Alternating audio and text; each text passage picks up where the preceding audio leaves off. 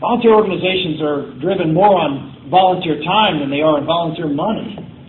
And again, we have families so stretched and so stressed that these volunteer organizations are having a hard time finding people to do the things that are necessary to care for the folks at the local community.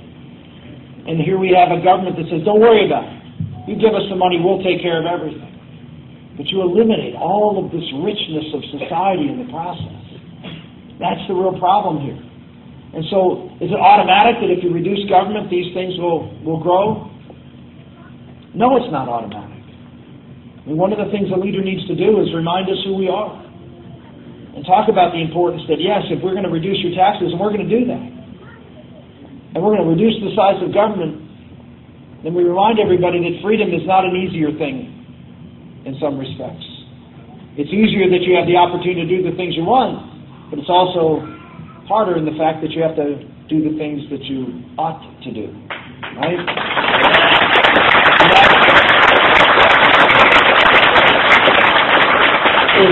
If government is going to get smaller, then people have to get bigger.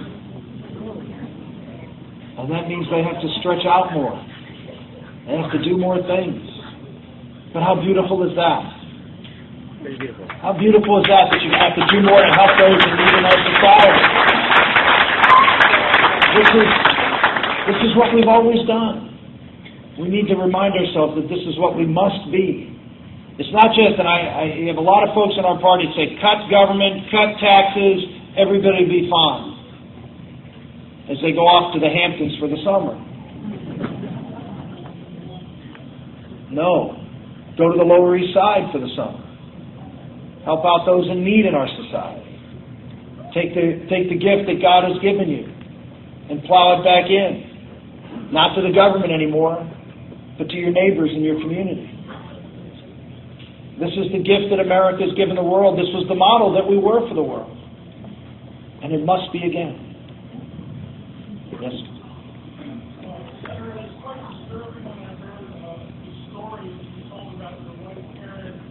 When Bella was born, and what the doctor said to her, that she needed to be ready to let go of her. You see that Obamacare is not only going to be forcing us to fund abortions, but also euthanasia, and if so, what will you do about it when you're elected president? Well, you heard Sarah Palin get lambasted for using this term death panels. And she pointed out this one organization there that had to do with end-of-life decisions. But I think the broader argument that she was making, and I think it was a correct broader argument, that socialized medicine in general, where government is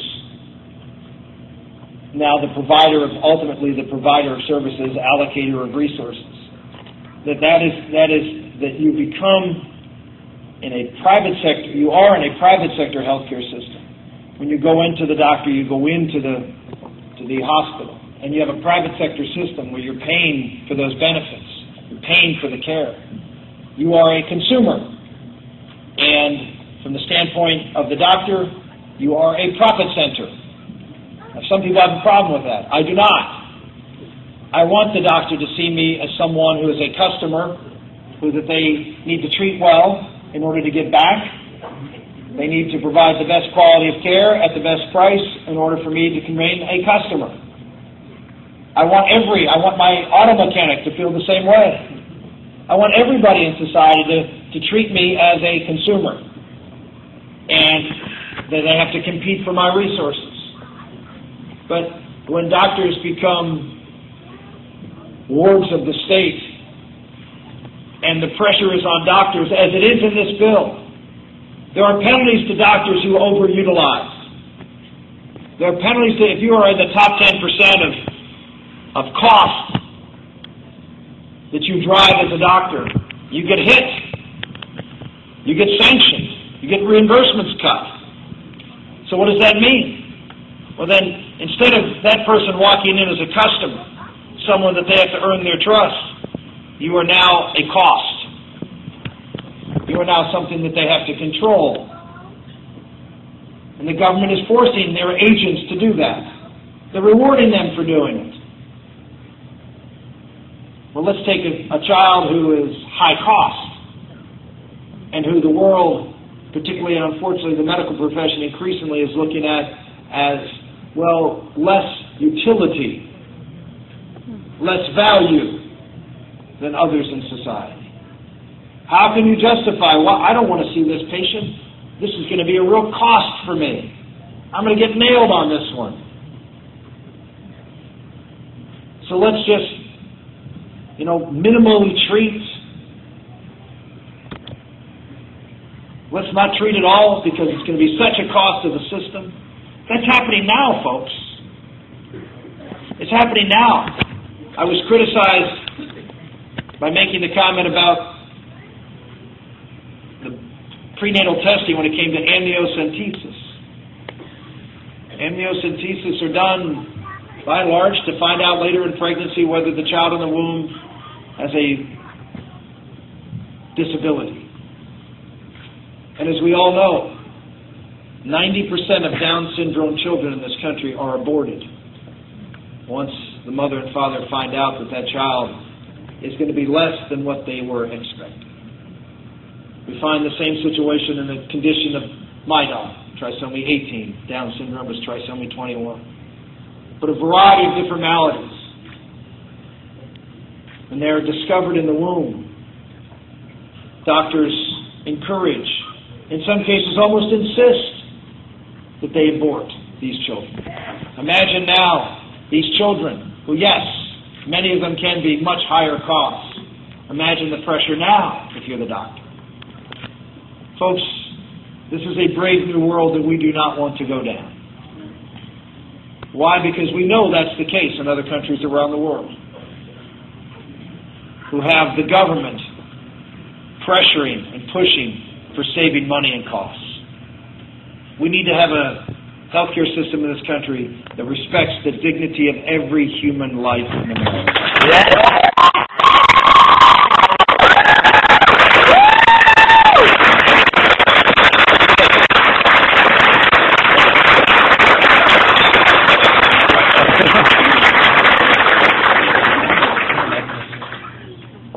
Hello.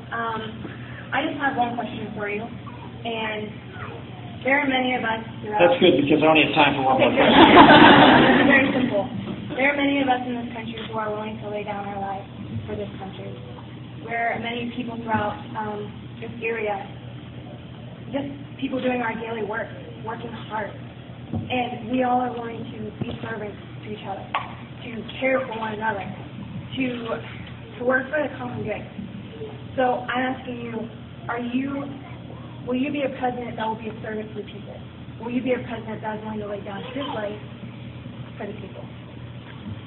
Well, thank you for your question. Thank you for your activism. And, I wrote my book in response to Hillary Clinton's book. She wrote it because it takes a village.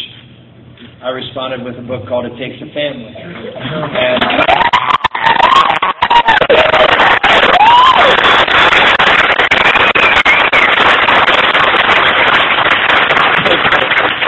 subtitle of that book, It Takes a Family, Conservatism and the Common Good, is the subtitle of that book. Because it is about service. It is about seeing the world differently than our popular culture and would encourage us to see it, which is just self-centered, me-driven, as opposed to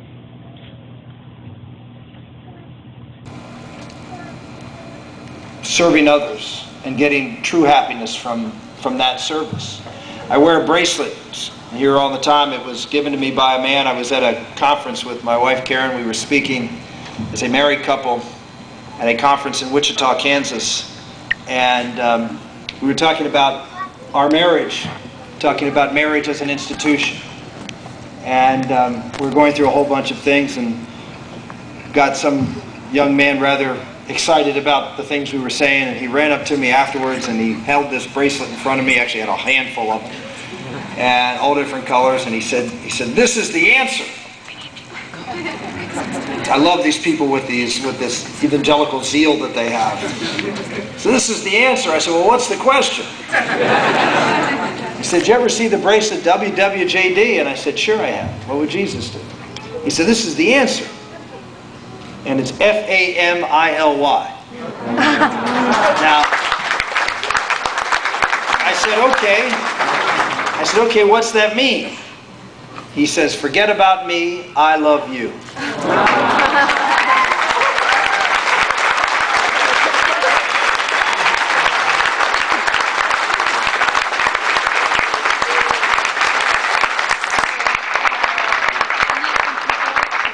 Sacrificial love. You know? Agape. What's at the heart of a good and just society are people who look not to themselves and their own pleasure, but look to serve others. That's been a watchword and a hallmark of American civilization. One of the other great things that have made us the greatest country in the history of the world, that Judeo-Christian ethic. Hard work. Taking care of your fellow man, because that's what we are called to do. To love all. Love all. Be tolerant of all. I find it really remarkable that we are accused of intolerance because we have certain values and beliefs. Well, they have certain values and beliefs too. But they have proven to be much less tolerant, as we've seen, when people disagree with them.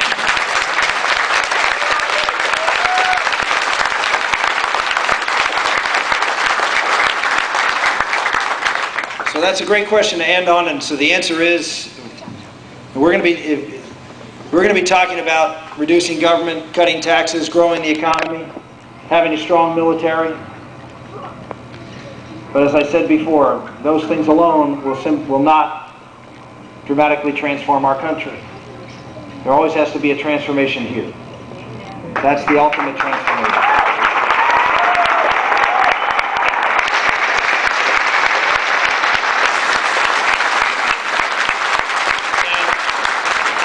Let me be perfectly honest about it. Government can't make that happen.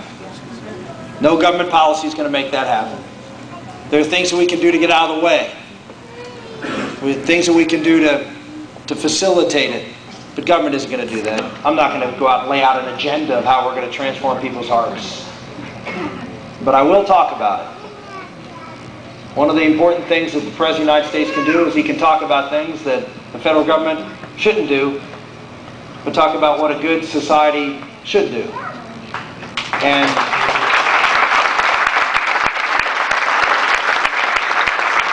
so we'll talk about those things.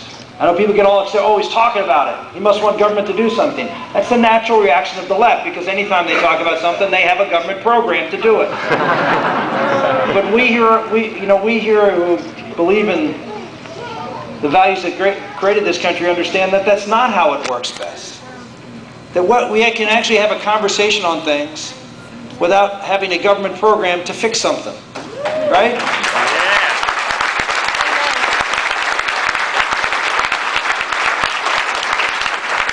We're out of time. I want to spend some time getting a chance to say hi to each and every one of you. Go to the website. You know, our founders at the end of that great document that established America, the Declaration of Independence, pledged their lives, their fortune, and their sacred honor. We're not asking for your life. We're not asking for your fortune. Although if you want to send a contribution, a little bit of your fortune. But your honor is at stake here in America today. The honor of being a steward of a great inheritance